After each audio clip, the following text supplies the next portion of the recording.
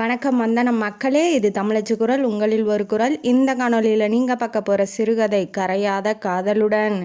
இது ஒரு military love story. வாங்க காணொலிக்குள்ளே போகலாம்.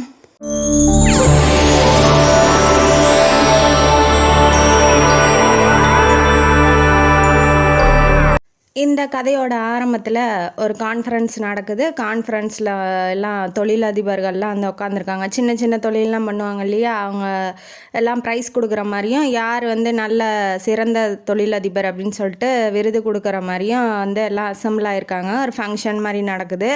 அதில் மேகாங்கிற ஒரு 16 வயசு பொண்ணு ஒரு 36 வயசு லேடி அனுசுயா அப்படிங்கிறவங்கள்ட்ட விளையாட்டுக்கு வம்பிழுத்துக்கிட்டு இருக்காங்க. பாரு, நந்தா சூப்பராக இருக்கார்ல, செம்மையாக இருக்கார்ல, நீயும் பாரு அப்படின்னு சொல்லி வம்பளத்துக்கிட்டு இருக்கா. அது யாருன்னு பார்த்தா அவங்க அம்மா. அது அனுசியாங்கிறது அம்மாவை பொண்ணு மேகா வந்து கிண்டல் பண்ணிகிட்டு இருக்கா. நந்தாங்கிறது அவங்க ஹஸ்பண்டு.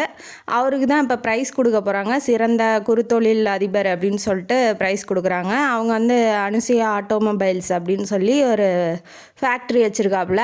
ப்ரைஸ் வாங்க போகும்போது அவர் ப்ரைஸ் கொடுக்குறவர் வந்து ஹிந்திக்காரரு. அதனால் ஹிந்திலே கேட்குறாரு.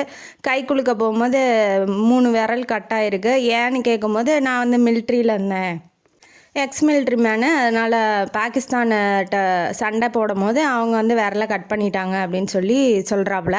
சரி, ஓகே அப்படியா அப்படின்னு சொல்லி அவரும் கை கொடுக்குறாரு. ஹிந்தி தெரியுங்கிறதுனால 2 பேரும் ஹிந்திலேயே சகஜமாக பேசிக்கிறாங்க. அப்புறம் எல்லாம் இன்ட்ரடியூஸ்லாம் பண்ணிவிட்டு, இவளுக்கு என்ன மேகாவுக்கு எப்படின்னா அப்பாவையும் அம்மாவையும் கிண்டல் பண்ணிக்கிட்டே இருப்பாள். இப்படி லவ் பண்ணுங்க, அப்படி லவ் பண்ணுங்க, என்ன இப்படி லவ் பண்ணுறீங்க அப்படின்னு சொல்லி. இப்போ சாதாரணமாக குடும்பத்தில் நடக்கும் இல்லையா, அந்த மாதிரி அவளும் வந்து கிண்டல் பண்ணிக்கிட்டே இருக்கிறது தான் அவளுக்கு வேலை. அவள் என்ன சொல்கிறான்னா, எனக்கும் அப்பா மாதிரியே ஒரு ஹஸ்பண்ட் வேணும், ரொம்ப அன்பானவராக வேணும் அப்படின்னு சொல்லி நினைக்கிறா. இப்போ வந்து யார், நம்ம நந்தா வந்து வெளியூருக்கு போகிற மாதிரி இருக்குது தொழில் விஷயமா. இவளும் ஹெல்ப் பண்ணுவாள் தொழிலில், அனுசியாவும் நந்தாவுக்கு.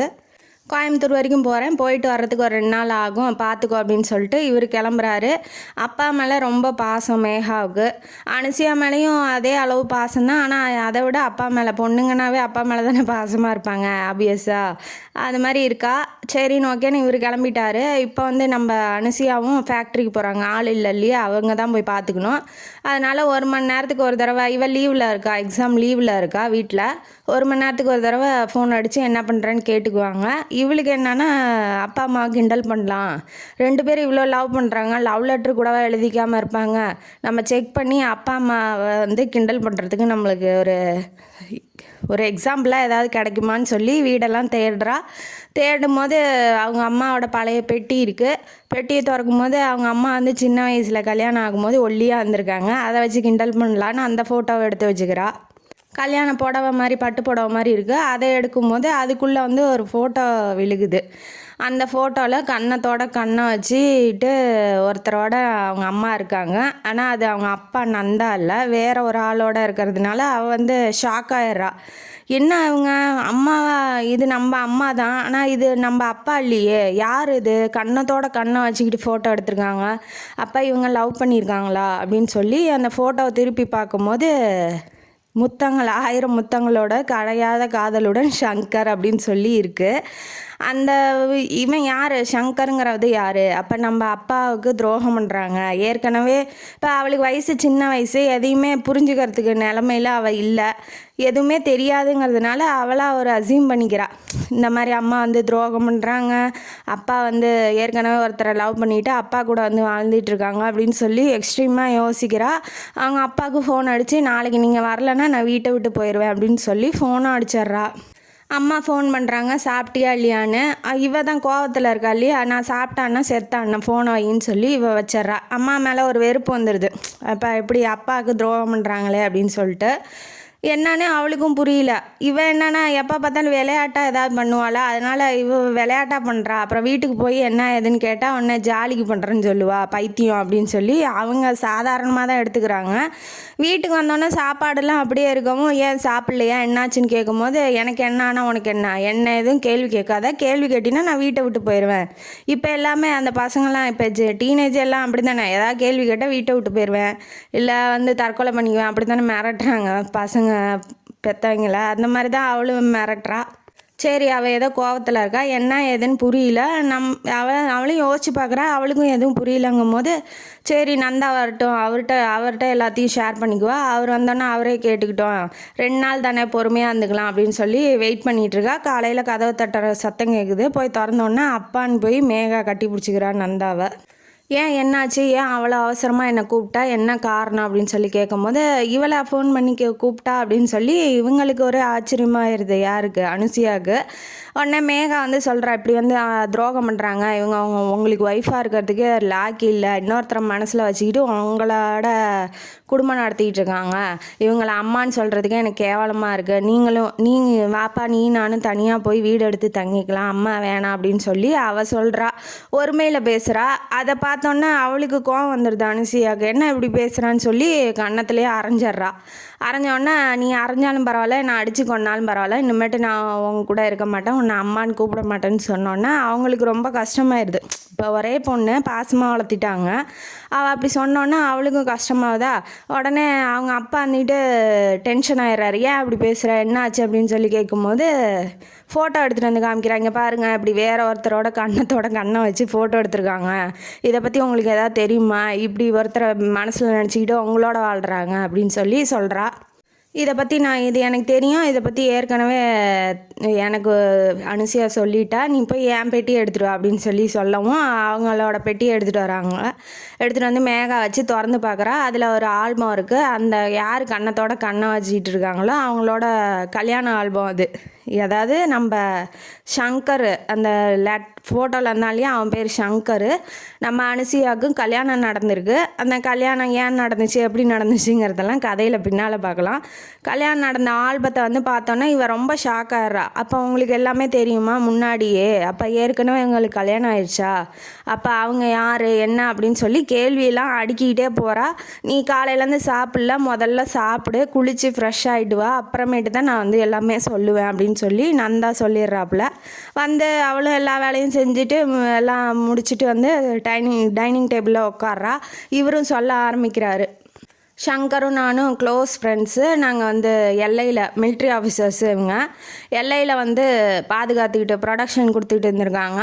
அப்போ வந்து பாகிஸ்தான் எல்லைக்கு போகிறதா ஒரு முடிவில் இருந்தாங்க. 2 பேரும் தமிழுங்கிறதுனால ரொம்ப க்ளோஸ் ஆகிட்டாங்க. நம்ம நந்தாவுக்கு யாருமே இல்லை, இப்போதைக்கு ஹீரோ நந்தா தான். அவருக்கு யாருமே இல்லை, சொல்லிக்கிற அளவுக்கு அம்மா இல்லை, அப்பா இல்லை, அண்ணன் ஒருத்தன் இருக்கான், அவனும் வெளிநாட்டில் போய் செட்டில் ஆகி வேலை பார்த்துக்கிட்டு இருக்கான். இப்போ நம்ம ஷங்கர் சொல்ல ஆரம்பிக்கிறாரு, எனக்கும் வந்து அப்பா இல்லை, அப்பா மிலிட்ரியிலே இறந்து போயிட்டாரு, அம்மாவும் அப்பா செத்தோன்னே என்னையும் கொண்டாந்து சேர்த்திட்டாங்க அப்படின்னு சொல்லி சொல்கிறான். நான் ஒரு பொண்ணை லவ் பண்ணுறேன், அவளுக்கும் எனக்கு கல்யாணம் ஆக போகுது, இன்னும் 15 நாளில் ஆக போகுது, நீயும் என் கல்யாணத்தை வந்து அட்டன் பண்ணும் அப்படின்னு சொல்லி அனுசியாவோட பற்றியும் அனுசியாவோட நடக்க போகிற கல்யாணத்தை பற்றியும் சொல்கிறாப்புல.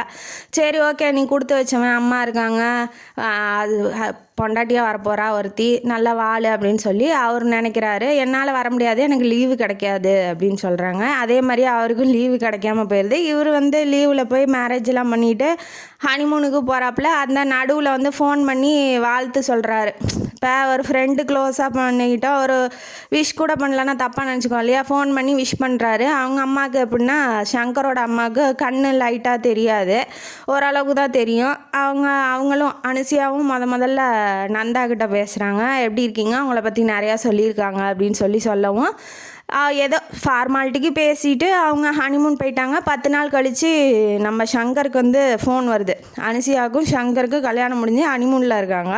ஃபோன் வருது, இந்த மாதிரி பாகிஸ்தானுக்கு போகணும், அதில் வந்து நீங்களும் நந்தாவும் தான் செலக்ட் ஆகிருக்கீங்க, வாங்க அப்படின்னு சொல்லிட்டு, பிரச்சனையாக இருக்குது எல்லையில், நீங்கள் வாங்க அப்படின்னு சொல்லி ஃபோன் வந்துடுது. இவனும் விட்டுட்டு வந்துடுறான், புது ஒய்ஃபை விட்டுட்டு மிலிட்ரிக்கு வந்துடுறான். இப்போ அவங்க நிலமையெல்லாம் அப்படி தானே, நாட்டுக்குங்கும் போது எல்லாமே குடும்பத்தை பார்க்க முடியாது. அதனால் இவரும் ஏறி வந்துட்டோன்னே இவங்க 2 பேர்த்துக்கும் ஒரு இன்ஸ்ட்ரக்ஷன் போகுது, நீங்கள் பண்ணுற வேலையை குடும்பத்துக்கிட்ட இருக்கிறவங்கள்ட்டையோ யாருக்கிட்டையுமே சொல்லக்கூடாது அப்படின்னு சொல்லி இன்ஸ்ட்ரக்ஷன் வருது பெரிய அதிகாரிகிட்டேருந்து. சரி சார் அப்படின்னு இவங்களும் ஒத்துக்கிறாங்க. அப்புறம் ராம்குமார், கேப்டன் ராம்குமார் அப்படிங்கிறவர் தலைமையில் வந்து இப்போ பாகிஸ்தானில் இருக்கிறவங்க ஆளுங்க முகாம் போட்டு அந்த ஆளுங்க அவனுங்க என்ன பண்ணுறானுங்கன்னா நம்ம இந்தியாவுக்கு உள்ள எல்லைக்குள்ளே வந்து வேலை இல்லாமல் இருக்காங்க இல்லையா இளைஞர்கள் அவங்களெலாம் பிடிச்சிட்டு போய் மைண்ட் வாஷ் பண்ணி இந்த மாதிரி இந்த ஆயுதங்களை கடத்துறது தீவிரவாதியாக மாற்றுறது அந்த வேலையெல்லாம் பண்ணிகிட்ருக்கானுங்க. அதுக்காக அந்த மாதிரி அந்த பாகிஸ்தான் ஆளுங்களை பிடிக்கணும், அவனுங்க ஒரு குரூப்பாக இருக்கானுங்க, அதனால் அவனுங்களை பிடிச்சி நம்ம சுட்டு கொண்டுட்டா இதை கொஞ்சம் தடுத்து நிறுத்திடலாம் அப்படின்னு சொல்லிட்டு ராம்குமார் வந்து சொல்கிறாப்புல. சரி ஓகே, நாட்டுக்காக தானே எப்படியும் வந்துட்டோம், உயிரை விட்டாலும் பரவாயில்ல அப்படின்னு சொல்லி இவங்களும் ரெடி ஆயிடுறாங்க. சங்கர் நந்தா 2 பேருமே ரெடி ஆயிடுறாங்க. 2-3 மாதம் ட்ரைனிங் எடுத்துக்கிறாங்க இந்த மாதிரி உருதுல பேசுகிறதுக்கு, தாடி வளர்கிறதுக்கு. ஏன்னா தீவிரவாதின்னா தாடி மீசையெல்லாம் நிறையா இருக்கும் இல்லையா, முடி நிறையா வச்சுருப்பாங்க. அந்த மாதிரி ஷேவ் பண்ணிக்காமல் இருக்கிறது, அவங்களாம் உருது ஹிந்தியில் பேசிக்குவாங்க இல்லையா, அந்த மாதிரி கற்றுக்கிறது. அந்த மாதிரி ஒரு 2-3 மாதம் ட்ரைனிங் எடுத்துக்கிட்டு அந்த குரூப் அங்கேயே பாகிஸ்தான்லேயே ஃபார்ம் பண்ணிவிட்டு அவனுங்க இப்போ வேனில் ஏற்றிக்கிட்டு போவானுங்க நம்ம இந்தியாக்காரனுங்களை பாகிஸ்தான் நாட்டுக்கு. அந்த மாதிரி அந்த வேனில் ஏறிக்கிட்டு போய் பாகிஸ்தானில் வந்து இறங்கிடுறாங்க. அங்கே வந்து ஒரு மெத்த வைக்கிற ஒருத்தர் இருப்பார். இவங்க பேரை வந்து அன்வர்னும், அதாவது நந்தாவோட பேர் அன்வர்னும் இவன் பேர் சலீம்னும் மாற்றி வச்சுக்கிறான். வச்சுக்கிட்டு பாகிஸ்தான் நாட்டுக்குள்ளே போயிட்டு அந்த மெத்த கடையில் இறங்கி ஒருத்தன் மெத்தையை வந்து உள்ளே பஞ்சு அடைக்கிறது, ஒருத்தன் தைக்கிறது அப்படிங்கிற மாதிரி வேலை பார்த்துட்ருக்காங்க. அந்த பஞ்சு வச்சு விற்கிறான் இல்லையா, அவன் வந்து இந்தியா பக்கம் இருக்கிறவன், இந்தியா நாட்டுக்கார மாதிரி அவனுங்களுக்கு சப்போர்ட் பண்ணுறவன். ஆனால் அது அந்த பாகிஸ்தான் ஆளுங்களுக்கு தெரியாது. இந்தியாக்காரங்க ரொம்ப நல்லவங்கன்னு நம்புகிறவன். அவனுக்கு ஒரு பொண்ணு இருக்கும், ஓனர் இருக்கான் இல்லையா, மெத்த ஓனரு, பஞ்சு மெத்த வைக்கிறான் இல்லையா, அவன் கடைக்காரன் ஓனர் வந்து ஒரு பொண்ணு வச்சுருப்பாப்புல. அந்த பொண்ணு பேர் வந்து சராபி. அந்த பொண்ணு பேர் சராபி. அதுக்கு ஒரு 12 வயசு இருக்கும். ரொம்ப அன்பான பொண்ணு. அண்ணா அண்ணான்னு கூப்பிட்டுட்டு இவங்களும் ரொம்ப பழகி நல்லா அந்த மெத்தையிலே வந்து நியூஸ் அனுப்பிச்சி விட்றது, பஞ்சிலே வச்சு நியூஸ்லாம் அனுப்பிச்சி விட்றது, எங்கே சந்திக்கணும், என்னென்ன பேசணும், எங்கெங்கே முகாம் போட்டுக்கிட்டு நம்ம இந்தியர்கள்லாம் கொண்டு வராங்க அப்படின்னு சொல்லிட்டு இப்போ போக வர பொது இடங்களில் சந்திக்கிறது, அந்த மாதிரி நின்று பேசிக்கிறாங்க. ஒரு நாள் என்ன ஆகுது, நம்ம சங்கருக்கு வந்து அனுசியாவும் அம்மா மேலேயும் நினப்பு வந்துடுது. இப்போ இவங்க எங்கே இருக்காங்க என்ன பண்ணுறாங்கன்னு சொல்லி வீட்டுக்கெலாம் தெரியக்கூடாதுன்னு சொல்லியிருக்காங்க.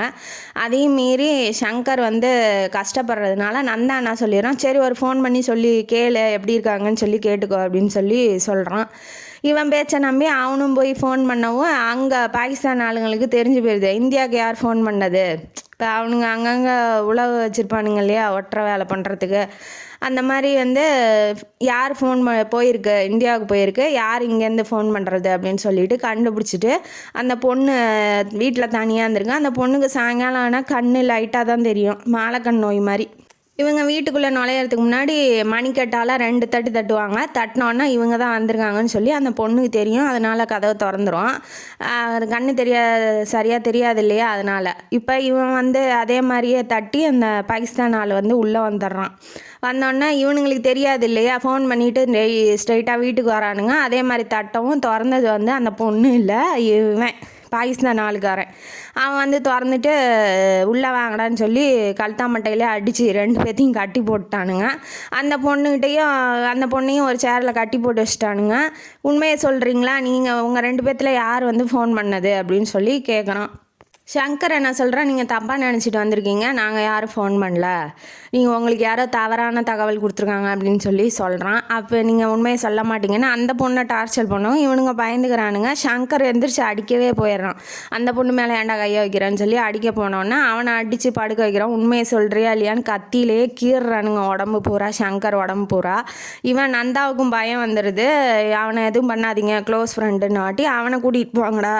நந்தாவை கூட்டிகிட்டு போய் பாத்ரூமில் வச்சு அந்த கிளாஸ் செட் இருக்கும் இல்லையா, அது மேலே கையை வச்சு ஷூ கால்லையே மிதித்து அவன் விரலெல்லாம் ஒன்றா உடைக்கிறாங்க. உண்மையை சொல்கிறியா இல்லையான்னு. ஒரு விரலும் உடஞ்சிச்சு, சொல்ல மாட்டேங்கிறான். 2வது விரலும் உடையுது, சொல்ல மாட்டேங்கிறான். அதுக்கப்புறம் இவன் சொல்கிற இப்போ இந்த கதையை வந்து நந்தா சொல்லிக்கிட்டு இருக்கான். உடஞ்சோடனே 3வது விரலையும் உடைக்கும் போது நான் சொல்ல மாட்டேன்னு சொல்லும் போது சங்கர் என்ன பண்ணுறான், நான் சொல்கிறேன் உண்மையை, எதுவும் பண்ணாதீங்க, அந்த பொண்ணையும் விட்டுருங்க, எங்களையும் எல்லையில் கொண்டு போய் இந்திய எல்லையில் விட்டுறணும் அப்படின்னு நான் சொல்கிறேன் அப்படின்னாட்டி சரி சொல்லு அப்படின்னு நம்பி சொல்கிறான். சங்கர் சொன்னோன்னே என் பேர் சங்கர், அவன் பேர் நந்தா. நாங்களாம் வந்து பாகிஸ்தான் படைய ஊடுருவி தீவிரவாதமாக ஊடுருவிக்க என்னடா வளருது இது தீவிரவாத கும்பல்லாம் இருக்கீங்க இல்லையா, அவங்கள வந்து வெடிகுண்டு வச்சு கொல்றது தான் எங்களுக்கு வேலை, அதுக்கு தான் அனுப்பிச்சி விட்ருக்காங்க அப்படின்னு சொல்லி எங்கள் கேப்டன் பேர் வந்து ராம்குமார் அப்படின்னு சொல்லி எங்கெங்கே இருக்கிறாங்க ஆளுங்க அப்படின்னு எல்லாத்தையும் காட்டி கொடுத்துட்றான் சங்கர். காட்டி கொடுத்தோன்னே இவங்கெல்லாம் ஒட்டு மொத்தமாக கூட்டிகிட்டு வந்து கும்பலாக வச்சு எல்லைக்கிட்ட நின்று சுட்டு கொல்றானுங்க. இதில் வந்து நம்ம சங்கர் மட்டும் தப்பிச்சுக்கிறான், அந்த பொண்ணை தூக்கிட்டு போயிடுறானுங்க. இதுதான் இங்கே நடந்த கதை. இப்போ இதனால் நான் இப்போ மிலிட்ரி ஆஃபீஸர்கிட்ட தப்பிச்சு வந்தான் இல்லையா நந்தா, சங்கரையும் சுட்டுறாங்க, ராம்குமார் எல்லாத்தையுமே ஆளுங்கள்லாம் சுட்டோன்னே நந்தா தப்பிச்சு வந்தவன் வந்து மிலிட்ரிக்காரன்ட்ட சொல்லிடுறான், இந்த மாதிரி சங்கர் எல்லாத்தையும் உண்மையை சொல்லிட்டான், அதனால் எல்லாத்தையும் சுட்டு கொண்டுட்டாங்க, நான் மட்டும் தப்பிச்சு வந்துட்டேன் அப்படின்னு சொல்லி சொல்கிறான். சொன்னோன்னே அவன் நல்லவன் நீயே சொல்கிற, துரோகம் பண்ணிட்டான். சங்கர் என்ன சொல்லியிருப்பான், நம்ம 5 பேருக்குன்னு தனியாக குடும்பம் இருக்குது, அவங்களையும் நம்ம பார்க்கணும், அப்போ நம்ம செத்தாலும் 500 பேர் வந்து நாட்டை காப்பாற்ற தான் போகிறாங்க, அதனால் உண்மையை சொல்லிடலாம், அந்த பொண்ணுக்கு ஏதாவது ஒன்று ஆயிடுச்சுன்னா என்ன பண்ணுறது அப்படின்னு சொல்லி அவன் சொல்லியிருப்பான்.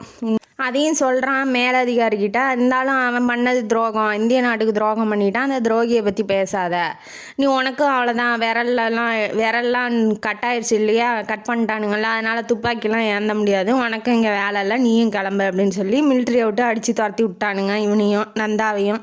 அவன் ஸ்ட்ரெயிட்டாக இப்போ நம்ம சங்கர் இருக்கிற இடத்துக்கு அவங்க அம்மாவையும் பொண்டாட்டியும் தேடிக்கிட்டு வந்துட்டான்.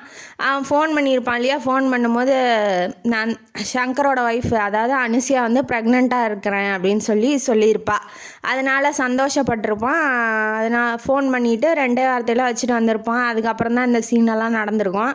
இப்போ ப்ரெக்னெண்ட்டாக இருக்கிற சங்கரோட ஒய்ஃபையும் அவங்க அம்மாவையும் பார்க்கறதுக்காக போகிறான். போனோன்னே துரோகின்லாம் சொல்லலை, ஓரளவுக்கு அவங்களுக்கு சப்போர்ட்டாக ஹெல்ப் பண்ணிகிட்டு இருக்கான். அப்புறம் குழந்த திரும்பி இருக்கு வயிற்றுலன்ன வாட்டி சென்னைக்கு கூட்டிகிட்டு வந்து ஆப்ரேஷன் பண்ணுறதுக்கு, அதாவது அந்த குழந்தைய நேராக ஆக்கிறதுக்காக உரிய அந்த சிகிச்சைலாம் அளிக்கிறதுக்கெலாம் அவன் கூடவே நின்றுருப்பான். அதுக்கப்புறம் இவங்களும் குடும்பம் மாதிரி ஆயிருப்பாங்க. உடனே நந்தா வந்து கேட்டிருப்பான், அனுசியாவை நானே பார்த்துக்கிறேன், கல்யாணம் பண்ணிக்கலாமா அப்படின்னு சொல்லி அம்மா சங்கரோட அம்மாட்ட கேட்டிருப்பான். அவளும் வந்து ஓகேனா நீயும் பண்ணிக்கோப்பா அப்படின்னு சொல்லி இவங்களும் பண்ணியிருப்பாங்க. துரோகின்னு சொல்லியிருப்பான். அப்போ ஏன்னா இவங்களுக்கு நெஞ்சு குத்தும் இல்லையா, கில்ட்டியாக ஃபீல் பண்ணுவாங்கள்ல. அப்போ நாட்டுக்காக உயிரை விட்ருக்கான், அவனை மறந்துட்டு நீ இன்னொருத்தனை கல்யாணம் பண்ணிக்குவியா, என் பையனை வந்து நாட்டுக்காக இழந்துட்டு அவனோட பிள்ளை வந்து இன்னொருத்தங்கிட்ட வளரணுமா அப்படின்னு சொல்லி இந்த அம்மாவும் நினைக்கக்கூடாது, அவளும் நினைக்கக்கூடாது இல்லையா. அதனால வந்து அவன் துரோகம் பண்ணிட்டான், இப்படி உண்மையை சொன்னதுனால தான் எங்களை சுட்டுட்டாங்க அப்படின்னு சொல்லி எல்லாத்தையும் சொல்லியிருப்பான். அதுக்கப்புறம் அவங்களுக்கு வெறுப்பாயிருச்சு சங்கர் மேலே, வேண்டாம் அந்த மாதிரி துரோகிக்கு மகனும் சொல்ல மாட்டேன், என் ஹஸ்பண்டுன்னு சொல்ல மாட்டேன் அப்படின்னு சொல்லிட்டு 2 பேரும் முடிவு பண்ணிவிட்டு நம்ம நந்தாவோட கல்யாணம் பண்ணியிருப்பான் அனுஷியா. இதுதான் நடந்த கதை. இந்த கதையை சொல்லி முடித்தோன்னா அவள் ப்ரெக்னெண்ட்டாக இருந்தா இல்லையா, அந்த சங்கருக்கு பிறந்த குழந்தை தான் மேகா. அவளோட குழந்தைய தான் குழந்த மாதிரி நம்ம நந்தா பார்த்துட்ருக்கான். ஒய்ஃபையும் தன்னோட ஒய்ஃப் மாதிரியே வச்சுக்கிட்டு பார்த்துக்கிட்டு இருக்கான். இப்போ இவன் அனுசியா என்ன சொல்லியிருப்பா, அவங்க அம்மாவை கடைசி வரைக்கும் நம்ம காப்பாற்றணும், அதை சங்கரோட அம்மாவை, நமக்குன்னு ஒரு குழந்தை வேணாம், ஏன்னா அந்த குழந்தை வந்துட்டு இந்த குழந்தைய வேறு குழந்த மாதிரி பார்ப்போம், அதனால் நமக்கும் குழந்தை வேணாம், இந்த குழந்தைய பார்த்துக்கலாம் அப்படின்னு சொல்லி இவ சொன்ன கண்டிஷனுக்கெலாம் ஒத்துக்கிட்டு கல்யாணம் பண்ணியிருப்பான் அனுஷியாவை. அதையும் சொல்கிறாங்க. சொன்னோன்னா அப்பாங்கிறது யார், இவங்க இல்லை அப்பா, அவன் ஒரு துரோகி, அவனை அப்பான்னு சொல்லி எனக்கு கூப்பிட பிடிக்கல அப்படின்னு சொல்லி இவளும் முடிவு பண்ணிவிட்டு நீங்கள் தான் எனக்கு அம்மா அப்பா, மன்னிச்சிருமா, நான் தெரியாமல் பண்ணிக்கிட்டேன், உண்மை என்னன்னு தெரியாதுன்னு சொல்லிட்டு அம்மாக்கிட்டையும் மன்னிப்பு கேட்டுட்டு திரும்ப குடும்பம் ஒன்றா சேர்ந்துருது. இப்போ குடும்பம் கொஞ்சம் கஷ்டத்தில் இருந்ததுனால இப்போ சந்தோஷமாக இருக்கணும்னு ஊட்டிக்கு ட்ரிப்பு போகிறாங்க. குடும்பமாக போகும்போது படகுல உக்காந்துட்டு இருக்காங்க. தள்ளி அம்மாவும் அப்பா உட்காந்துருக்கதை பார்த்துட்டு ஏம்மா அப்பா கிட்ட போக மாட்டியா அப்படின்னு சொல்லி கிண்டல் பண்ணுறா. உடனே அவங்களும் வந்து உட்காருன்னு நந்தா கொஞ்சம் இடம் விட்டு உக்காந்ததுனால அவளும் போய் உக்காந்துட்டு இப்போ குடும்பமாக கொஞ்சம் சாதாரணமாக நிலைமைக்கு வருது. இவன் என்ன நினச்சிக்கிட்டு இருக்கான், மன்னிச்சிரு மேகா, அவங்ககிட்ட பொய்யா சொல்லியிருக்கேன் அப்படின்னு சொல்லி இவன் மனசில் வந்து கில்ட்டியாக ஃபீல் பண்ணுறான். அப்போ இவன் என்ன பொய் சொல்லியிருக்கான் அவள்கிட்ட, எந்த இடத்துல பொய் சொல்லியிருக்கான் அவன் சொன்ன கதையில் அப்படிங்கிறது தெரியல, கதையில் பின்னாடி தான் வரும். இப்போ தண்ணியிலேருந்து கீழே ஃபோட்டோ எடுத்துக்கிட்டு இருந்தவ குதிச்ச தெரியாமல் கீழே விழுந்தவளை உடனே காப்பாற்ற முடியாது. ஏன்னா இவனும் குதிச்சிட்டானா படகு கவுந்து போயிடும். அதனால் அங்கேயே உக்காந்துக்கிட்டு இருக்கான். இப்போ ஏற்ற மாதிரி ஒரு படகு வருது, அதுலேருந்து வினோத்துங்கிறவன் தண்ணியில் குதித்து மேகாவை காப்பாற்றிடுறான். காப்பாற்றினோன்னே வினோத் மேலே நம்ம மேகாவுக்கு லவ் வந்துடுற மாதிரி இருக்குது. அப்புறம் காப்பாற்றி கூட்டிகிட்டு வந்து ரூமில் படுக்க வச்சுருக்காங்க. அப்புறம் நந்தா வந்து ரொம்ப தேங்க்ஸ்ன்னு சொல்லிட்டு இருக்காப்புல வினோத்துக்கு. தேங்க்ஸ்லாம் எதுக்கு சார், நான் படிச்சுட்டு இருக்கேன், படித்து முடித்தோன்னே உங்கள் கம்பெனியில் எனக்கு ஒரு வேலை கொடுத்தீங்கன்னா கூட போதும் அப்படின்னு சொல்லி கேட்குறான். வேலை ஏன் கொடுக்கணும், என் பொண்ணை வேணா நீ கல்யாணம் பண்ணிக்கோவேன் அப்படின்னு சொல்லி கேட்கும்போது, நான் வேலை தான் சார் கேட்டேன், ஒன்றும் தண்டனை கேட்கல அப்படின்னு சொல்லி இவர் கிண்டல் பண்ணுறாரு வினோத். நான் அப்போ தண்டனையா அப்படின்னு சொல்லி இவங்க மேகாவும் ஏதோ கொஞ்சம் நல்லா சுவாரஸ்யமாக அந்த இடத்துல பேசிக்கிறாங்க. பழசெல்லாம் மறக்கிற மாதிரி ஒரு சுச்சுவேஷன் வருது. 3 வருஷம் அப்படியே 2-3 வருஷம் ஓடுது. இவளுக்கு 18 வயசு ஆயிடுச்சு. இப்போ வந்து மேஜர் ஆகிட்டா எல்லா முடிவும் இவளே எடுத்துக்கலாம் அப்படிங்கிற லெவலுக்கு வந்துட்டா மேகா. இந்த பக்கம் டில்லிக்கு வந்து போயிருக்கான் நம்ம நந்தா. இந்த மாதிரி அங்கே ஒரு அவார்ட் ஃபங்க்ஷன் நடக்குது, அதனால் அங்கே போயிருக்கான். இப்போ பாகிஸ்தானில் காமிக்கிறாங்க. ஜெயிலேருந்து ஒரு கால் வந்து ஊனி ஒருத்தர் நடந்து வராரு. அவர்கிட்ட வந்து இந்த மாதிரி பாகிஸ்தான் கைதிகளை வந்து ரிலீஸ் பண்ணதுனால இந்தியா, இப்போ நாங்களும் பதிலுக்கு வந்து இந்திய கைதிகளை ரிலீஸ் பண்ணுறோம், அதில் நீயும் ஒருத்தன், உன் பேர் வந்து அன்வர்னு சொன்னல, அப்படி இல்லை உன் பேர் சலீம்னு சொன்னல, அப்போ சலீம் உனக்கு வந்து விடுதலை, உன் உண்மையான பேர் என்னன்னு சொல்லி கேட்கும் போது என் பேர் ஷங்கர் அப்படின்னு சொல்லிடுறான். இப்போ இவன் என்ன பண்ணியிருக்கான், 18 வருஷமாக பாகிஸ்தான் நாட்டில் இவனுக்கு வந்து இடுப்பில் சுட்டிருப்பானுங்க, அதனால் உயிர் போயிருக்காது. ஒரு பக்கம் கால் மட்டும் வராமல் போயிடுச்சு. அதனால் ஹாஸ்பிட்டலில் சேர்த்து ஜெயிலில் போட்டிருப்பானுங்க. இவன் பல தடவை ஜெயிலேருந்து தப்பிக்க முயற்சி பண்ணதுனால அப்படியே தண்டனை காலம் நீண்டு போய் இப்போ 18 வருஷம் ஆயிடுச்சு. இப்போ தான் ரிலீஸ் ஆகிறான் நம்ம ஷங்கர். அனுசியாவோட உண்மையான ஹஸ்பண்டு மற்றும் மேகாவோட உண்மையான அப்பா இப்போ ரிலீஸ் ஆகி வெளியில் வராரு. இந்தியாவுக்கு போனோன்னே இந்திய மண்ணில் காலை வச்சு மிலிட்ரி ஆஃபீஸுக்கு போகிறாப்புல. போனோடனே நீ வந்து அந்த ஆஃபீஸர் என்னங்கிறான், நீ துரோகி தானே. இப்போ அவன் வந்து சொல்லியிருப்பான் இல்லையா, நந்தா வந்து எப்படி துரோகம் பண்ணிட்டானே. அப்போ அதே இது ஃபார்மேட்லேயே இவனும் சொல்கிறான், நான் துரோகியா, ஏண்டா நான் நாட்டுக்காக உழைச்சி கஷ்டப்பட்டு பாகிஸ்தான் சிறையில் 18 வருஷமாக இருந்துட்டு வந்தேன், அதான் நல்லவனுக்கு எங்கே போனாலும் நல்லதே நடக்காது. அந்த மாதிரி இவனுக்கு என்ன நடக்குதுன்னு தெரியல. அவன் நல்லவங்கிறான், என்ன நடந்துச்சோ தெரியலையே, அவன் பொய்யுங்கிறான் கதை சொன்னதில். என்னன்னு பார்க்கலாம் வாங்க.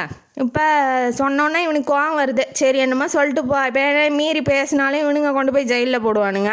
எதுக்கு வம்பு ஜெயிலேருந்து இருந்து நம்ம சாவறதா வேண்டாம் அப்படின்னு சொல்லிட்டு இவர் அமைதியாக வெளியில் வந்துடுறாப்புல. ஒரு டீ கடையில் நின்று டீ குடிச்சிட்டு இருக்கும்போது லைவாக அந்த ஃபங்க்ஷன் போய்கிட்டு இருக்கு. அதை அவன் அட்டன் பண்ணுறான் இல்லையா, நந்தா ஃபங்க்ஷன் அட்டன் பண்ணிகிட்டு இருக்கான் இல்லையா, அதில் வந்து கவனிச்சிட்றாப்புல. 3வது ரோவில் ப்ரௌன் கலர் ஷர்ட் போட்டு ஏதாவது கோட் போட்டுருக்காது நந்தா மாதிரி இருக்குது அப்படின்னு சொல்லி பக்கத்தில் இருக்கவன்ட்ட விசாரிக்கிறாங்க. இந்த ஃபங்க்ஷன் எங்கே போயிட்டுருக்கு அப்படின்னு சொல்லி கேட்கும்போது, அவன் ஜெயிலேருந்து சம்பாரித்த காசு வந்து ஒரு 10,000 வச்சுருப்பான். அதில் ஒரு ஃபோன் வாங்கியிருப்பான். மீதி காசு வந்து செலவுக்கு வச்சுக்கலான்னு வச்சுக்கிட்டு இருந்திருப்பான். இப்போ அந்த காசோட ஆட்டோ பிடிச்சி அந்த இடத்துக்கு வந்துடுறான். வந்தோடனே நந்தாவையும் பார்க்குறான். நந்தா வந்து பின்னாடியிலேருந்து முதுகுலேருந்து தோள்பட்டை மேலே கையை வச்சு திருப்புறான். என்ன நந்தா எப்படி இருக்கு அப்படின்னு சொல்லி கேட்கும்போது இவனுக்கு பார்த்தோன்னே ஷாக் ஆயிடுது. இப்போ இவன் என்ன பண்ணுறான், அவன் ஒய்ஃபு அவன் பொண்ணு எல்லாத்தையும் இவன் ஒய்ஃப் மாதிரி பார்த்துக்கிட்டு இருக்கான். இப்போ திடீர்னு வந்து நான் தான் அவங்க அப்பன், நான் தான் அவன் புருஷன்னு சொல்லி சொன்னான். இவன் வந்து ஒதுக்கப்பட்டவனும் ஆயிடுவான் இல்லையா, அதனால இவன் பயப்படுறான். ஏன்னா இவன் திடீர்னு வந்துட்டான், நீ எங்கே இருந்த எப்படி வந்த அப்படின்னு சொல்லி கேட்கும் போது அவன் அந்த கதையெல்லாம் சொல்கிறான். சொன்னோன்னே இவனுக்கு பயம் வந்ததுனால காரில் ஏற்றிக்கிட்டு போய் ஒரு ஹோட்டல் ரூமில் தங்க வச்சுட்டு இவன் எஸ்கேப் ஆயிடுறான். அவன் ரொம்ப நேரமாக தங்கிட்டு ஆளையே காணுமே, என்னாச்சு ஏதாச்சுன்னு சொல்லி ரொம்ப பதட்டமாயிடுறான் நம்ம ஷங்கர். ஃபோன் அடித்தாலும் ஃபோன் நம்பர் வாங்க மறந்துட்டோம், கீழே போய் விசாரித்தாலும் அவன் பழைய 18 வருஷத்துக்கு முன்னாடி நம்ம நந்தாவோட சொந்த ஊரில் இருந்த அட்ரஸை போய் அங்கே கொடுத்துருப்பான். அதை எடுத்துகிட்டு போனாலும் இப்போ அங்கே இருக்க போகிறதில்ல அவன். இவன் என்ன ஏன் நம்மளை வந்து ஒதுக்கி வச்சுட்டு போயிட்டான், இவனுக்கு நடந்ததெல்லாம் தெரியாது, இவன் என்ன கதை விட்ருக்கான்னு தெரியாது, இவன் ஏன் நம்மளை ஒதுக்குறான், நம்ம ஃப்ரெண்டு தானே அப்படின்னு சொல்லி இவன் நினைக்கிறான். நினச்சோன்னே இவன் சொந்த ஊருக்கு போகிறான்.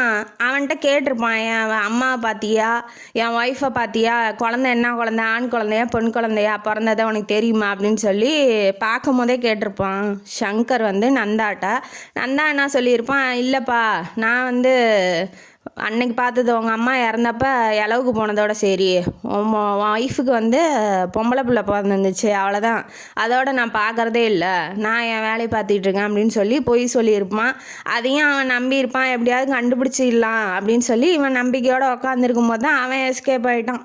18 வருஷத்துக்கு முன்னாடி வாழ்ந்த ஊருக்கே போகிறான் நம்ம சங்கர். போனோடனே இந்த மாதிரி உங்களை நம்ம இளநி வெட்டுறவன் பக்கத்து கடைக்காரன், இப்போ அந்த தெருவில் இளநி வெட்டுறவன் இருப்பான், இளநி விற்கிறவன், அவன்கிட்ட போய் கேட்பான், என்ன அடையாளம் தெரியுதா அப்படின்னு சொல்லி கேட்கும்போது, ஓ நீங்களா மிலிட்ரிக்காரரா, சங்கர் மிலிட்ரியிலேருந்து தானே வரீங்க அப்படின்னு சொல்லி கேட்கவும், ஆமாம் உனக்காக ஞாபகம் இருக்கே, என் ஒய்ஃபு அவங்க அம்மாவெலாம் பார்த்தியா அப்படின்ன வாட்டி, இல்லை அவங்க ஃப்ரெண்டுன்னு ஒருத்தர் வந்திருந்தார், அவரோடைய அந்த வீட்டையும் விற்றுட்டு இப்போ எங்கே போனாங்கன்னு தெரியல அப்படின்னு சொல்லி அவன் இன்ஃபர்மேஷன் தரான். தந்தோன்னா நீங்கள் எதுக்கும் போய் போஸ்ட் ஆஃபீஸில் கேளுங்க அப்படின்னு சொல்லி அமுச்சு விட்றான். இவன் போய் போஸ்ட் ஆஃபீஸில் கேட்டோன்னே நம்ம வினோத் இருக்கான் இல்லையா, காப்பாற்றணும்ல மேகாவை, அவன் வந்து சங்கரோட குடும்பத்தை தேடிக்கிட்டு இங்கே வந்திருப்பான். அவன் வந்து யார் அப்படின்னா ராம்குமார் இருக்கார் இல்லையா, கேப்டன் ராம்குமார், அந்த மிலிட்ரியில் கேப்டனாக இருந்தார் இல்லையா அந்த ஆப்ரேஷனுக்கு, அவரோட பையன்தான் வினோத்து. அவன் வந்து தேடிட்டு வந்திருப்பான் நம்ம சங்கரை. அப்போ தேடிட்டு 3 வருஷத்துக்கு முன்னாடி தேடிட்டு வந்தப்போ ஒரு லெட்டர் கொடுத்துட்டு போயிருப்பான், இங்கே யாராவது வந்தால் இந்த அட்ரஸுக்கு வந்து எங்களை பார்க்க சொல்லுங்கள் அப்படின்னு சொல்லிட்டு. சரி ஓகே, இப்போ ப்ரெசண்ட்டுக்கும் பாஸ்ட்டுக்கும் நடுவில் இருக்கிறது ஒரே ஆள் தான் நம்ம வினோத்து மட்டும்தான். அவன் வீட்டில் போய் விசாரித்து பார்க்கலாம், எதுக்கு நம்மளை பார்க்க வந்தான்னு தெரியும் அப்படின்னு சொல்லி இவர் கிளம்பி போகிறாரு. பாண்டிச்சேரியில் இருக்கான் வினோத்து, அங்கே போகிறாப்புல. ராம்குமாரை தான் சுட்டு கொண்டுட்டாங்க இல்லையா, அதனால் அவங்க ஒய்ஃப் தான் கதவை திறக்கிறாங்க. இவர் போய் கதவை தட்டினோடனே, யார் நம்ம சங்கர் போய் கதவை தட்டினோடனே அவர் தான் திறக்கிறாரு. திறந்தோடனே எப்படி இருக்கீங்க, வினோத் இருக்காங்களா அப்படின்னு சொல்லி கேட்கும்போது, ஆமாம்மா என் பையன்தான், நான் ராம்குமாரோட ஒய்ஃப் தான், அவங்க ஃபோட்டோவே முன்னாடி இருக்கிறதுனால அவர் கண்டுபிடிச்சிட்டாரு ஈஸியாக சங்கர் அப்படின்னு சொல்லிட்டு சிரிச்சுக்கிட்டே உள்ளே வரவேற்கிறாங்க. சரி உக்காருங்க, ராம்குமாரோட தங்கச்சி வந்து உங்களை பார்க்கணுன்னு ரொம்ப ஆசைப்பட்டாங்க அப்படின்ன வாட்டி, அவருக்கு தங்கச்சி இருக்கா எனக்கு தெரியாதே, இத்தனை வாட்டி பேசியிருக்கோம் பழகியிருக்கோம், அதை பற்றி ஒன்றுமே சொல்லலையேங்கும் போது உள் ரூமில் கூட்டிகிட்டு போய் காமிக்கிறாங்க. அங்கே யார் இருக்கா அப்படின்னா அந்த மெத்த கடைக்காரன் இருக்கான் இல்லையா, அவனோட பொண்ணு சராபியா, அவங்க உக்காந்துட்டு இருக்காங்க. பார்த்தோன்னா, அண்ணா சங்கரண்ணா எப்படி இருக்கீங்க அப்படின்ன வாட்டி அவருக்கு துக்கம் தொண்டையை அடைக்குது. எப்படிமா இருக்கா, நல்லா இருக்கியா, ரொம்ப வருஷம் வச்சு பார்க்குறான் இல்லையா, அண்ணான்னு வேற கூப்பிட்றா. அவனுக்கு வந்து ரொம்ப குஷி ஆயிடுச்சு. இப்போ ஆளே இல்லாமல் அது தனியாக ஒத்தாலாம் வந்துட்டு இருந்தான். இப்போ இவளை பார்த்தோன்னா ரொம்ப சந்தோஷமாயிருது. எப்படிமா இருக்கா அப்படின்னு, என்ன எல்லாம் துரோகின்னு சொல்கிறாங்கம்மா, நான் துரோகியா அப்படின்னு சொல்லி கேட்கும் போது, இவன் வந்து இந்த நந்தாவை பார்த்தேன், அவனு என்னை விட்டுட்டு போயிட்டான், என்ன ஏதுன்னு எனக்கு ஒன்றும் புரியலம்மா அப்படின்னு அவன் சொல்கிறான். உங்களுக்கு ஒன்றும் தெரியாதுன்னா நீங்கள் மயக்கத்தில் இருந்தீங்க, உண்மையாக நடந்தது என்னன்னு எனக்கு தான் தெரியும்னு இவ கதையை சொல்ல ஆரம்பிக்கிறாள். ஆக்சுவலி என்ன நடந்திருக்குன்னா, அவனை கீறி விட்டாங்க இல்லையா உடம்பு ஃபுல்லாக, அவன் மயக்கம் போட்டிருப்பான்.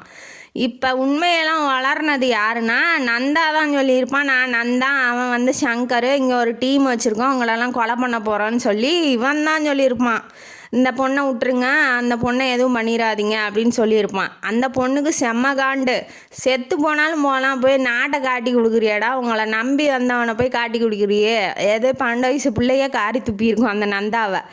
ஏன் இப்படியா பண்ணுவேன், நாட்டுக்கு துரோகம் பண்ணிகிட்டு இருக்கா, இந்தியாவில் இருக்கவன் எவ்வளோ நல்லவங்களாக இருப்பாங்க, அதனால தான் நாங்கள் உங்களுக்கு அடைக்கலம் கொடுத்தோம், இப்படி துரோகம் பண்ணிட்டு இருக்கிறவங்களாம் காட்டி கொடுக்குறியா, நீலாம் ஒரு மனுஷனான்னு சொல்லி அந்த சராபி இருக்காலே, அவள் 12 வயசுலேயே காரி துப்பியிருப்பா நம்ம நந்தா மேலே. நீ ஏன் என்னை அப்படி பார்க்குற, இப்படி பாரு, உனக்கு ஏதாவது ஆயிருமோன்னு தான் நான் வந்து சொல்லிட்டேன், என்ன ஆனால் நான் மிஞ்சி போனால் உயிர் தானே போவோம் அப்படின்னு சொல்லி அவள் சொல்லியிருப்பா. இப்போ அந்த உண்மையை வந்து இவன் சொல்கிறான். அதனால் இவன் இப்போ தான் இவனுக்கு எல்லாமே புரியுது. சரி நம்ம மேலே பழி வரட்டும், நம்ம செத்து போயிட்டோம்னு நினச்சி அவன் வந்து நல்லவனாக ஆக்கிட்டான் அப்படின்னு சொல்லி இப்போ தான் அவளுக்கு சங்கருக்கு புரியுது. என் ஒய்ஃபு, என் குழந்தைங்க, எங்கள் அம்மா, என் குழந்தை, எங்கள் அம்மாலாம் என்ன ஆனாங்கன்னு தெரில, அவங்கள கண்டுபிடிக்கிறதுக்காக நான் இனிமேட்டு முயற்சி பண்ணணுன்னாட்டி நம்ம நான் அந்த பொண்ணு என்ன கையை நீட்டி சத்தியம் வாங்கிக்குது, நான் ஒன்று உண்மையை சொல்லுவேன் உங்கள் ஒய்ஃபு உங்கள் குழந்தைய பற்றி, ஆனால் நீங்கள் வந்து ரொம்ப உணர்ச்சி வசப்பட்டு எதையும் செய்யக்கூடாது அப்படின்னு சொல்லி சத்தியம் வாங்கிக்குவா. சரி சொன்னேன். அவனுக்கு என்னன்னா எங்கேயாவது இருக்காங்களா அவங்கள போய் பார்க்க முடியுமான்னு 18 வருஷம் கழிச்சு வரான். அந்த ஆதங்கம் இருக்கும் இல்லையா, அதனால் அவனும் நினைக்கிறான் சரி சத்தியம் பண்ணிவிட்டு இந்த மாதிரி உங்கள் ஒய்ஃபையும் அவங்க பொண்ணையும் வந்து தான் ஒய்ஃபு பொண்ணு மாதிரி நந்தா தான் பார்த்துக்கிறான், உங்கள் அம்மாவையும் அவன் தான் கடைசி காலம் வரைக்கும் பார்த்துக்கிட்டான் அப்படின்ன வாட்டி என் ஃப்ரெண்டு நிரூபிச்சிட்டான். எப்படியோ அந்த பழியை போட்டாலும் பரவாயில்ல, இத்தனை வருஷம் அவங்கள வந்து தன்னோட அம்மா மாதிரியும் குழந்த மாதிரியும் பார்த்துக்கிட்டான் இல்லையா, அதனால் ரொம்ப சந்தோஷப்படுறாப்புல. எங்கே இருக்காங்கன்னு சொல்லு, நான் போய் பார்க்குறேன்ன வாட்டி இதெல்லாம் அவனுக்கு எப்படி தெரியுங்கன்னு சொன்னதுக்கப்புறம் நீ எப்படி இங்கே வந்தன்ன வாட்டி எனக்கு வந்து அவனுங்கெல்லாம் சிக்கி சீரழிச்சிட்டானுங்க அந்த பிள்ளைய. பாவம் 24 வயசாக இருக்கும்போது இந்தியாவிலேருந்து வந்த ஒரு மிலிட்ரி ஆஃபீஸர் தான் எனக்கு ஹெல்ப் பண்ணி எனக்கு வந்து இந்தியாவுக்கு கொண்டாந்து கூட்டிகிட்டு வந்து விட்டார். எனக்கு வினோத்து தான் வந்து எல்லா விவரமும் கலெக்ட் பண்ணி கொடுத்தான், எல்லா இன்ஃபர்மேஷனும் அவன் சொல்லி தான் எனக்கு தெரியும் அப்படின்னு சொல்லி சொல்கிறாப்புல. இவன் வந்து நேராக அட்ரஸை கேட்டுக்கிட்டு நம்ம மேகா அனுசியா நந்தா இருக்கிற அட்ரஸுக்கே போயிட்டான். அங்கே என்ன நடக்குதுன்னா இவனுக்கு வந்து சங்கர் வந்ததுலேருந்தே எல்லாம் நம்மளை விட்டு போயிருமோ, இப்போ ஒரு இடத்துல வாழ்ந்துட்டான், திடீர்னு வந்து அது என்னோடதுன்னு சொல்லி இன்னொருத்தன் வந்து நிற்கும் போது பயப்படுறான் எல்லாம் போயிடுமோ, இப்போ பொண்ணும் போயிடுவா பொண்டாட்டியும் போயிடுவா, இப்போ என்ன பண்ணுறது. இவன் அடுத்தவன் பொண்டாட்டியும் பிள்ளையும் கூட்டிகிட்டு வந்து வச்சுக்கிட்டு தான் வாழும்போது தெரியல, உண்மையாக சொந்தக்காரன் வந்ததுக்கப்புறம் இவன் ரொம்ப பயப்படுறான். ஒய்ஃபுக்கிட்டையும் சொல்கிறான் இப்படி வந்து சங்கர் வந்துட்டான், அவனோட போறியா நீ அப்பான்னு சொல்லி அவனை கூப்பிட போறியான்ன வாட்டி அவன் என்ன பண்ணாலும் நாங்கள் போக மாட்டோம். இவன் தான் ஒரு கதையை சொல்லி வச்சுருக்கான் இல்லையா, அதனால் அவங்களுக்கு வெறுப்பு தான் வருது. நீங்கள் பயப்படாதீங்க, நான் வந்து எங்கேயும் போக மாட்டேன்னு பொண்ணும் சொல்லுது, அவன் ஒய்ஃபும் சொல்கிறா. இருந்தாலும் இவன் சுற்றி அவன் வீட்டுக்கு வந்துடுவானோ அப்படின்னு சொல்லி பயந்துக்கிட்டே வாழ்கிறான். அதே மாதிரியே வீட்டுக்கிட்ட போய் நின்றுக்கிட்டான். அவங்க ஒரு குடும்பமாக வாழ்கிறத பார்க்குறான். வந்து முடி தட்டிகிட்டு இருக்கிறதும் அந்த தோட்டத்துக்கு தண்ணி விட்டுக்கிட்டு இருக்கா. ஒய்ஃபை ரொம்ப நாள் கழித்து 18 வருஷம் கழித்து பார்க்குறான். அதனால் வந்து ஆசையாக பார்க்கும்போது அவள் வந்து பொண்ணு உள்ளேருந்து வெளியில் வரா. பொண்ணையும் முறையாக பார்க்குறான். இவன் ஒளிஞ்சிக்கிட்டு வெளியில் நின்றுட்டு பார்த்துக்கிட்டு இருக்கான். அவன் பொண்ணு வந்து விளையாட்டாக இந்த பக்கம் விளையாடிக்கிட்டு அவங்க அப்பா அதாவது நந்தா கூட விளையாடிக்கிட்டு இருக்கா. கண்ணில் தூசி பட்டோன்னே இவன் ஊதி விட்றான் அனுசியாவுக்கு, யார் பொண்டாட்டியை வந்து ஃப்ரெண்டு வந்து ஊதி விட்றான். இந்த பார்க்குற கொடுமையெல்லாம் அவன் பார்த்துட்டு அவனுக்கு வந்து ரத்தம் கொதிக்குது தான். என்ன பண்ணுறது, ஒன்றும் பண்ண முடியாது. அவன் தான் வாழ்ந்துட்டானே 18 வருஷம், இன்னுமேட்டு போய் என்ன பண்ண முடியும், ஒன்றும் பண்ண முடியல அவனால். சரின்ட்டு ஃபாலோ பண்ணி அவங்கள தூரத்துலேருந்து பார்த்துக்கிட்டே இருந்திருக்கான். ஒருத்தன் வந்து ஃபோன் அடித்து சொல்லிடுறான். அந்த தெருவில் இப்போ கூர்க்கா மாதிரி இருப்பாங்க இல்லையா, அவன் வந்து ஃபோன் அடித்து சொல்லிடுறான் இப்படி உங்கள் வீட்டுக்கு முன்னாடி வந்து ஒருத்தன் நின்றுட்டு பார்த்துட்டு இருக்கான் வாட்டி. அவன் வந்து வெளியில் வந்து பார்த்தோன்னே பார்க்கில் உட்கார வச்சுருக்கேன் அப்படின்னு சொல்லியிருக்கான். இவன் பார்க்கில் போய் பார்க்கவும் இவன் உட்காந்துட்டுருக்கானா, உடனே இவன் யாருன்னு எனக்கு தெரியாது, போலீஸுக்கு பிடிச்சி கொடுத்துருங்க அப்படின்னு சொல்லிட்டு போகிறான். ஆனால் மனசு கேட்காம திரும்பவும் வரான். எனக்கு தெரிஞ்சவன் தான் விட்டு தொலை அப்படின்னு சொல்லிட்டு போய் பேச ஆரம்பிக்கிறான். அவன் என்ன சொல்கிறான், சங்கர் இன்னுமேட்டு நான் போய் நல்லவன்னு என்னால் நிரூபிக்க முடியாது, நீயே வாழ்ந்துக்கோ, நான் தூரத்துலேருந்து ஒரு தடவையாவது என் பொண்டாட்டிகிட்டையும் பிள்ளைகிட்டையும் பேசணுன்னு ஆசைப்பட்றேன். யார் இவன் சொந்த பொண்டாட்டி பிள்ளைங்கள்ட்ட பேசுறதுக்கே இவன்கிட்ட பர்மிஷன் கேட்குறான். அதுதான் எதையுமே விட்டுட்டு போகக்கூடாது, விட்டுட்டு போனோம்னா அது நமக்கானது இல்லை. நான் விதை மட்டும்தான் போட்டேன், நீ தான் தோட்டத்தை வச்சு வளர்த்திருக்க, அதனால் வந்து எனக்கு அதுக்கும் சம்மந்தம் இல்லை, நான் ஒரே வாட்டி மட்டும் என்ன பேசுறதுக்கு பர்மிஷன் கொடு, எனக்கு ரொம்ப ஆசையாக இருக்குன்னு வாட்டி அவன் நம்புகிறான். சங்கரை வந்து நம்புகிறான் நம்ம நந்தா. வேஷம் சிங்கு மாதிரி வேஷம் போட்டு கூட்டிகிட்டு போகிறான். ஒய்ஃபுக்கிட்டையும் மகக்கிட்டையும் ரொம்ப அன்பாக பேசினோடனே வாங்கி வச்சுருந்தான் இல்லையா செல்ஃபோனு, அதை வந்து பொண்ணுக்கு கொடுக்குறான், கிஃப்டாக கொடுக்குறான். அது அப்பாங்கிற பாசம் இருக்கும் இல்லையா உள்ள, அதனால் கிஃப்டாக கொடுக்குறான். அவளும் வாங்கிட்ட வாட்டி ரொம்ப தேங்க்ஸ்ன்னு சொல்லிட்டு இவன் போயிடுறான், பாண்டிச்சேரிக்கே போயிடுறான். இந்த பக்கம் வினோத்துக்கும் நம்ம மேகாவுக்கும் லவ் வந்து மும்முரமாக ஸ்டார்ட் ஆயிடுச்சு. ரொம்ப லவ் பண்ணுறாங்க. 3 வருஷத்துக்கு அப்புறம் இப்போ மீட் பண்ணதுனால விடக்கூடாது அப்படின்னு சொல்லி மேகா நினைக்கிறா. அதனால் வினோத்துக்கிட்ட ரொம்ப அன்பாக பேசுறது, அவனோட இன்ட்ராக்ட் பண்ணது, ஃபோன் நம்பர் வாங்கி வைக்கிறது, அந்த மாதிரி எல்லாமே பேசி இப்போ லவ் பண்ணுற ஸ்டேஜுக்கு வந்துட்டாங்க. அவங்க அம்மாட்ட சொல்கிறா, எப்படியாவது அப்பாட்ட சொல்லிடு அப்படின்னு சொல்லும் போது, சரி வினோத் நல்ல பையன் தானே, ஓகே அப்படின்னு சொல்லி அவங்களும் சொல்கிறாங்க.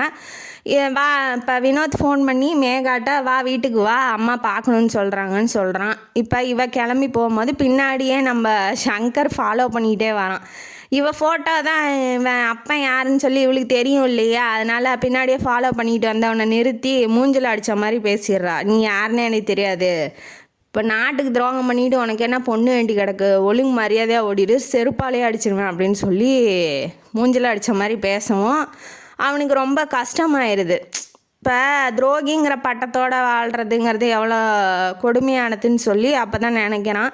உடனே வினோத் இருந்துக்கிட்டு, யாருமே தெரியாமல் ஏன் அப்படி பேசுகிற, சரி நீ ரொம்ப சூடாக இருக்க, வா வீட்டுக்கு போகலாம் அப்படின்னு சொல்லி கூட்டிகிட்டு போயிடுறான். அவங்க அத்தை அவங்க அம்மா கிட்டலாம், அப்படி பேசாத, அமைதியாக பேசு, இல்லைன்னா அம்மாவுக்கு பிடிக்காமல் போயிடுன்னு சொல்லி சமாதானப்படுத்தி உட்கார வச்சோன்னே அங்கேயும் போய் அவங்க அப்பாவை பற்றி தப்பாக பேசுகிறா.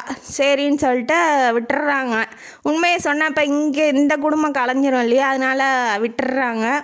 ராம்குமாரோட ஒய்ஃப், அதான் கேப்டன் ஒய்ஃப் இருக்காங்களே வினோத்தோட அம்மா, அவங்க ஃபோன் பண்ணி நம்ம நந்தா கிட்ட, வாங்க கல்யாண விஷயமா இதை பேசணும் அப்படின்னு சொல்லி கூப்பிட்றாங்க வீட்டுக்கு.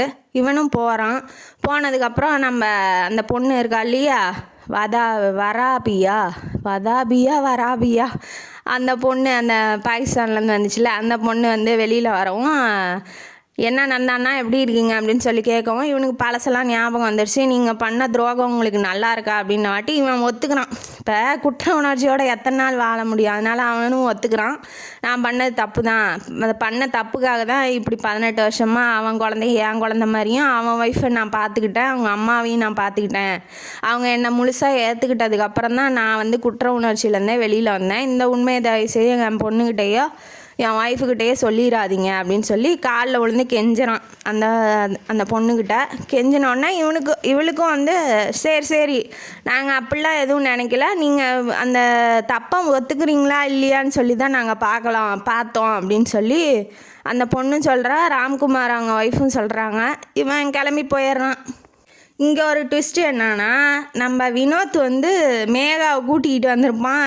நம்ம நந்தா வீட்டுக்கு வர்றதுக்கு முன்னாடியே ரூமில் உட்கார வச்சுருப்பான். இப்போ நந்தா தப்பெல்லாம் ஒத்துக்கிட்டு மன்னிப்பு கேட்குறத பார்த்த ரூம்லேருந்தே நம்ம மேகா வந்து கேட்டிருப்பா. அவளுக்கு வந்து உடம்பெல்லாம் ரொம்ப நடுங்க ஆரம்பிச்சிருது. அப்போ உண்மையான அப்பா வந்து எந்த தப்பும் செய்யலை, இவர் தான் வந்து தப்பு செஞ்சுருக்காரு, அப்பா வேற மூஞ்சில் அடித்த மாதிரி பேசிட்டோம் அப்படின்னு சொல்லி தன்னோட தப்பு என்ன அப்படிங்கிறது உணர்றா. வீட்டுக்கும் போயிடுறா. போனோடனே அவங்க கூட அதிகமாக பேசுறதில்ல, நந்தா கூட அதிகமாக பேசுறதில்ல. அம்மாவையும் எப்போதும் அம்மா வந்து கட்டி பிடிச்சி படுத்திகிட்டு இருப்பா. இந்த தடவை வந்து விட மாட்டேங்கிறா, அவன் ரூமுக்கு போகிறதுக்கே விட மாட்டேங்கிறா.